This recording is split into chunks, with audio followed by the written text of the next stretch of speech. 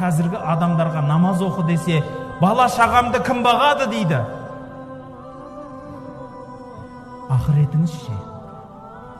Ертең сіз өлсеңіз, сол бала шағаңыз ары кетсе бір 2 күн 3 күн жылайды. Сізбенен көріңізге барып жатпайды ол балаларыңыз. Тіршілігін қылады, кетіп қалады сол күйі. Сіз көрде жалғыз өзіңіз жатасыз.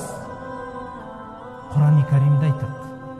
Сол бір күні балалары әкесінен қашады, інілері ағасынан қашады деп айтады.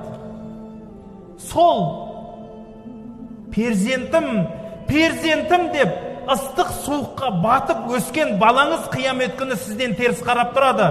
Әкем мені көрмей ақ қойса екен, өзімнің сауап амалым өзімде ғана қалса екен, мына кісі маған қарамаса екен деп теріс қарап тұрады.